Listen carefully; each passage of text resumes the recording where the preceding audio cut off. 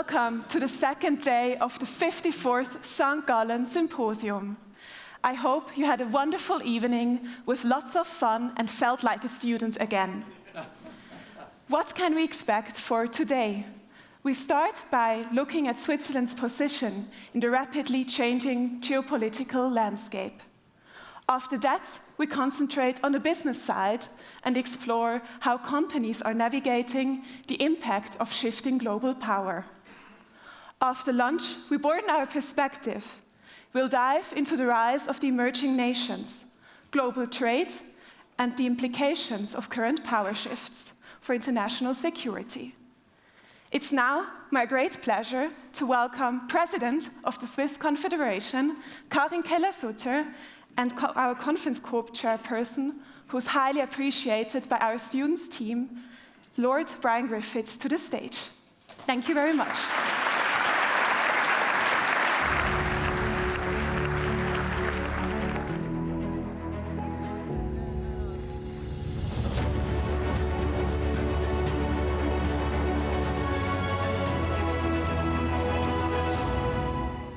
Ladies and gentlemen, thank you very much for that very warm welcome for your president. I think this is something like the 24th or 25th year I've been chair or co-chairman of the Symposium.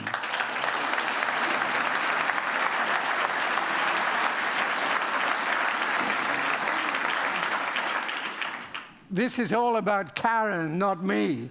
So, and I can honestly say I've chaired quite a number of former presidents, but no one has been so connected to the Symposium as Karin Keller-Sutter.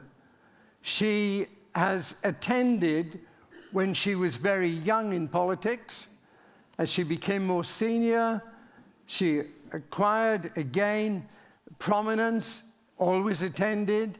She became a member of the board of the trust, which organizes the conference, and you've been a fantastic friend of the St. Gallen Symposium, Karin, and we're extremely grateful to you.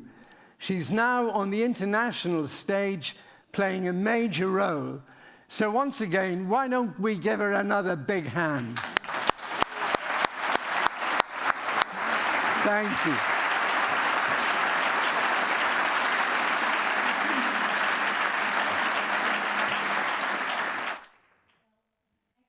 Excellencies, ladies and gentlemen, dear Brian, thank you so much for your warm welcome. Well, today, in fact, is a remarkable day. Of course, it is a pleasure to be here again at the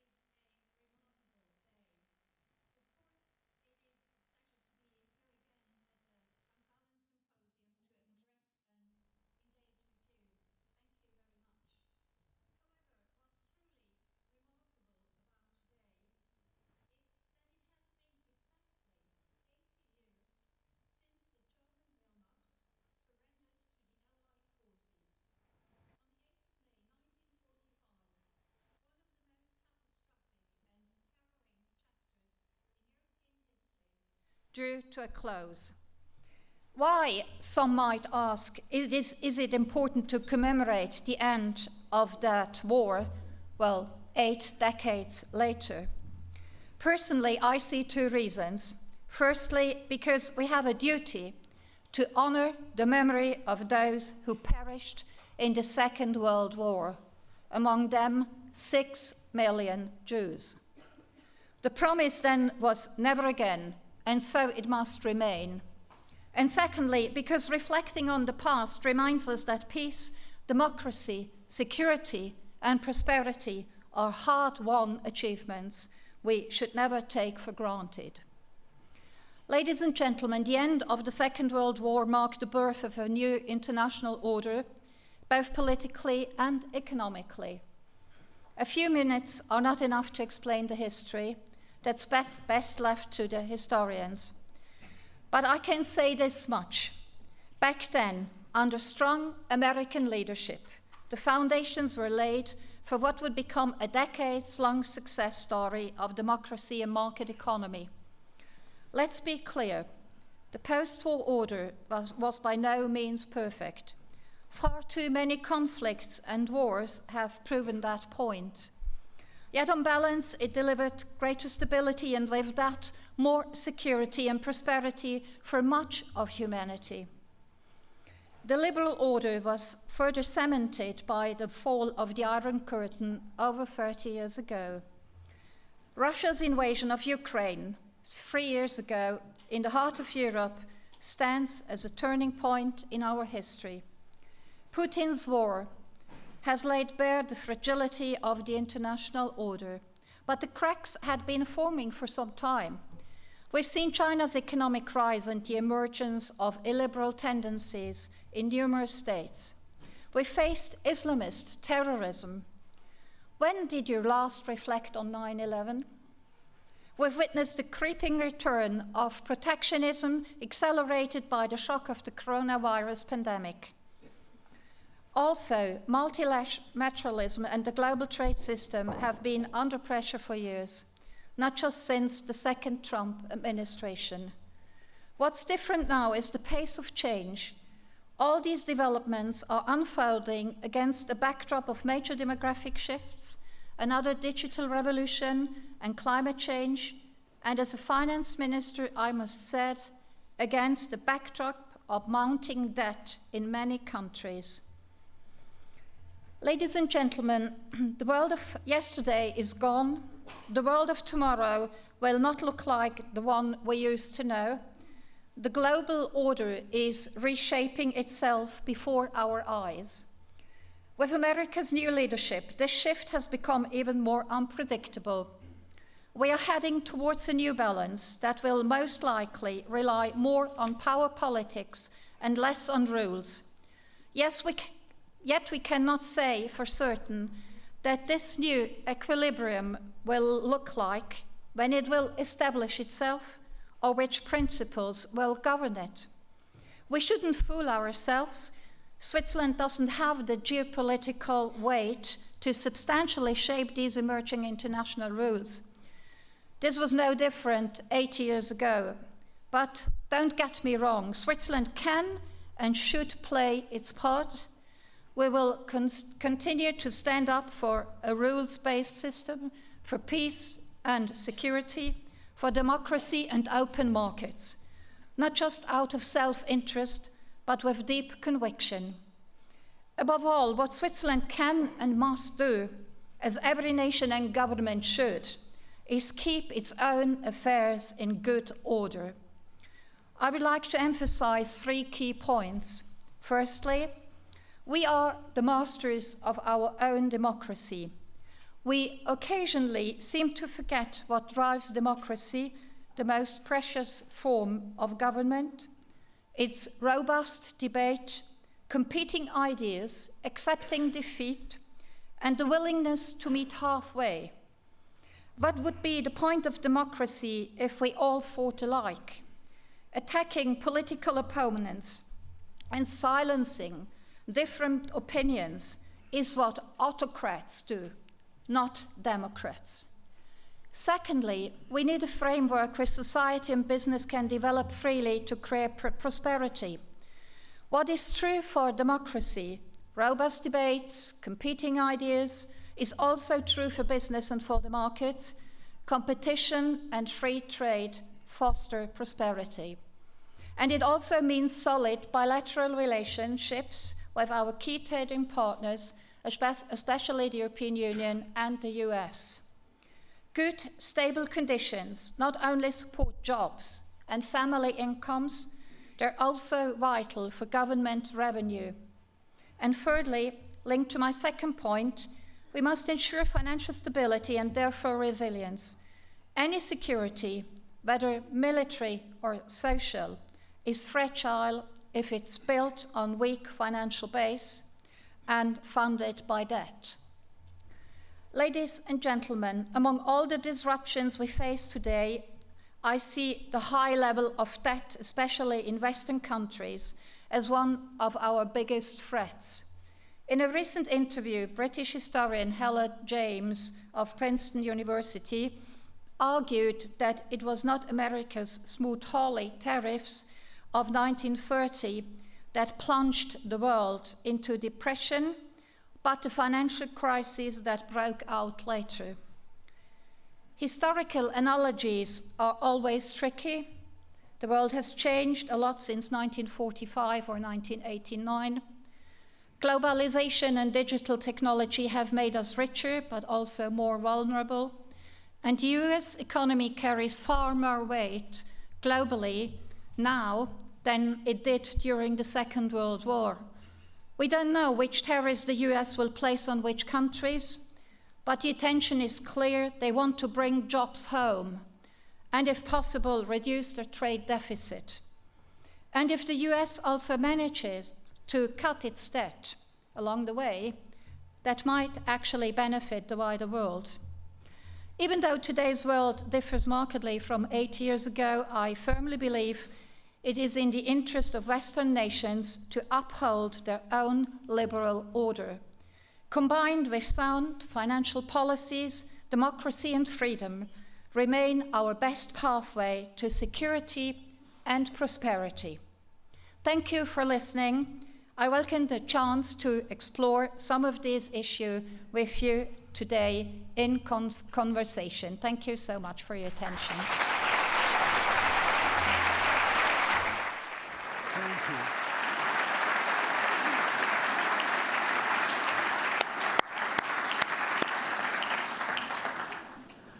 Karin, thank you so much for that speech. I think that if Winston Churchill or Margaret Thatcher were alive today, I can hear them saying at the end of that speech, "Hear, hear." It was a terrific speech, and I never thought that I would hear VE Day being celebrated as it is today, for example, in London, in St. Gallen, in this way. So thank you very much for the emphasis you've placed. Well, one thing that came through in the speech, and you mentioned it a number of times, was the importance of financial stability and the importance of each country making sure it had financial stability itself. Being Swiss, you have the Swiss franc. It's a very powerful international currency. It's doing extremely well. 10-year bonds are, 0.5% compared to over 4% in the US and the UK. And I just wonder, what do you see as the role that Switzerland, with this currency, can play in going forward in the global economy? Because we've had 100 days from President Trump, which has been like a hurricane. But we can't carry on at this pace, otherwise we'll be all flat on our backs. So we're going to have to move to some system which has more stability. What role do you what do you think it would be like, and what role do you think Switzerland can play in it? Well, you know, The Economist wrote some time ago that we are in an era of predictable unpredictability. So I can't really give you an answer, because I think that things are changing very much at the moment. Of course, because of also the presidency of Donald Trump, who he really very swiftly introduced a lot of change. And you know, but what you said is that I'm quite worried about the stability of the financial markets, also because of the high debt levels of many countries. If you look at Europe, for instance, if you look at France, they spend more on servicing debt than on their national defense. Also Italy, I think they spend more now on servicing debt than on education. And, well, Germany, it was up to them to decide how they decided, but, they walked away from the debt brake for consumption also, not just for investments.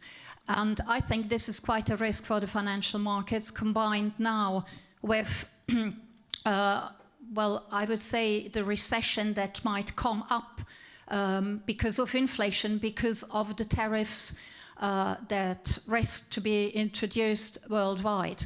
So, well, then what's Switzerland's role in that context? I mean, we really have to keep our house in order. Yeah.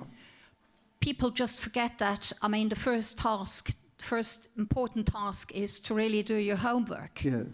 And to have a sound fiscal policy and budgetary discipline is a sound basis also, or sound base for a crisis that might come up again. Can I say that came out very clearly in your speech, that look after yourself, look after your own country before you start preaching to the rest of the world, and that's what you're doing. To what extent do you think that the debt brake has been important here? Because I have to say, I was dismayed, as a personal view, in what Germany did. I can understand why they did it, and they didn't actually get rid of the debt brake completely. But on the other hand, when I read it, I thought, what's going to happen to inflation in Germany? Well, I can't really comment on No, of course, and I'm not asking you to. But with the debt brake in Switzerland, I mean, you are grateful, and I think in the last round of public spending, you had a tough time and fought very hard to make sure that, the country was living within its limits. Well, I mean, there are some members of parliament here, but parliament just spends too much. Yeah. And the problem, sorry, You see? The problem is that, I mean, the debt brake is very clear. You can't spend more than you earn. I mean, in every family, this is the case. Yes. I mean, you cannot go on a holiday, buy an expensive house and spend on jewelry or whatever. I mean, you really have to set priorities. And this is what it is all about. You have to set priorities. And in turbulent times, it is important to set priorities. I mean, the priorities in spending in Switzerland are social and military security. But we have to finance that, and we have to cut spending elsewhere, or to shift spending. But I think that finally the debt brake is part of the success story of Switzerland. As you mentioned, we have our own currency. We have a responsibility for our currency. We can not just spend and spend and spend. I mean, we really also have to take care of the whole economy. And I mean, the franc has got very strong, of course, which is a challenge for our exporting industry.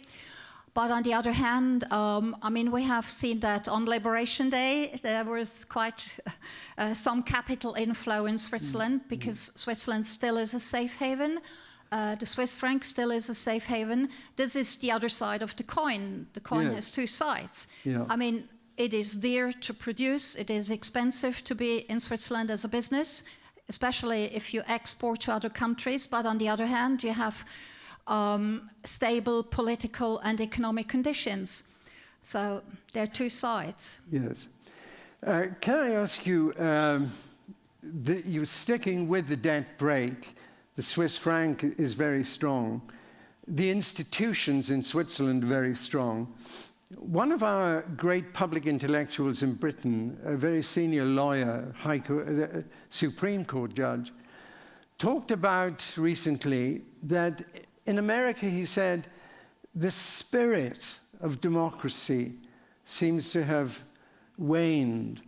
That democracy doesn't just require institutions, and a market economy doesn't just require private ownership and free markets and prices free to move. It does require a certain set of values underlying it and so on.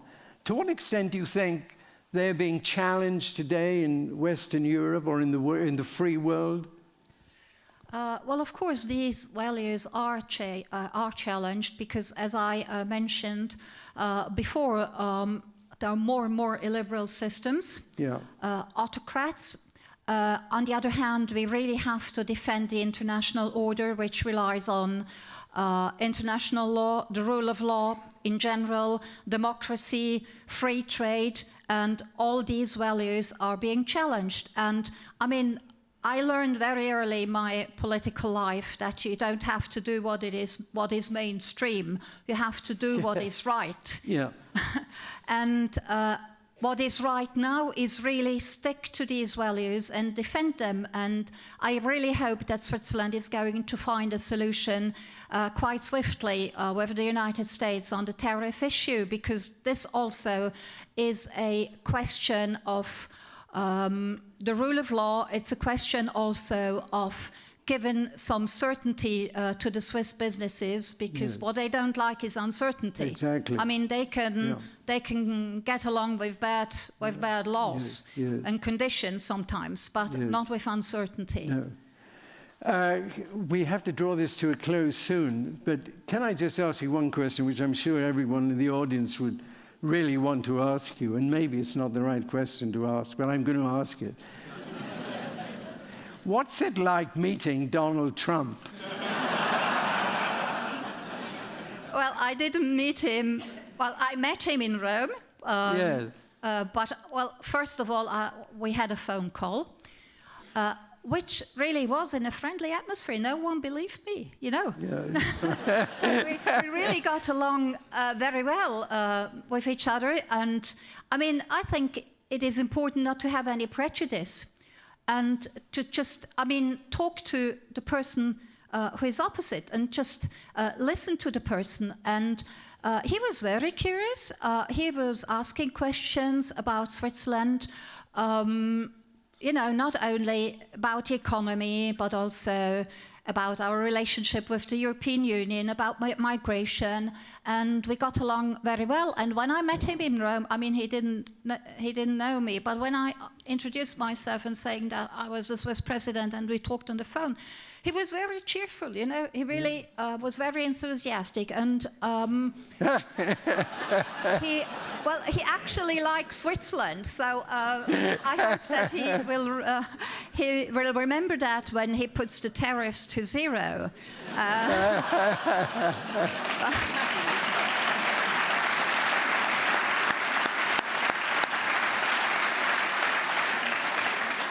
But, well, in fact, you know, it's just important to have a dialogue and to try to understand the other side. This is also important, and I mean, I can understand some of the arguments of the US, especially... Absolutely. I think that's a very fair point you hinted at in your speech. Yes, about globalization, you know, the shift of production to other countries, the loss, of course, of jobs in the US, the loss of perspectives for many families. If you read the book of J.D. Vance, Hillbilly Elegy, this is what it is all about, and this is their program, in fact. And, I mean, other Western countries have gone through that. Maybe we managed a bit better in Switzerland because we have other conditions. But I think this is a point to be considered. And also, you know, the supply chains. When I met Scott Bassent about 2 weeks ago in Washington, he was talking about also, because during the pandemic, they really realized that some crucial raw materials were not available for the US. Yes. And I think it is very difficult to turn the clock back, to go back to the old system. But apparently they're looking for some remedies. Yes. And, well, we're ready to have a dialogue with them. We're going to meet the Secretary of the Treasury tomorrow in Geneva. And I hope that we are going to find a solution soon for the Swiss people and the Swiss economy. Karin, thank you so much for answering these questions. I have to say I've met many politicians in my life, and in the House of Lords, House of Commons, in the Palace of Westminster, I'm with them every day.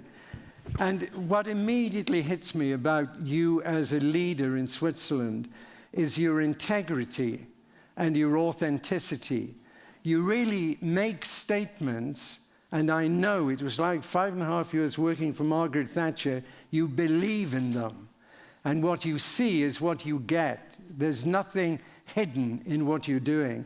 And I think from the point of view of the Swiss electorate, that is a terrific asset. So as I said, you're in the tradition of Churchill and Thatcher. Thank you very much. That was terrific, really terrific.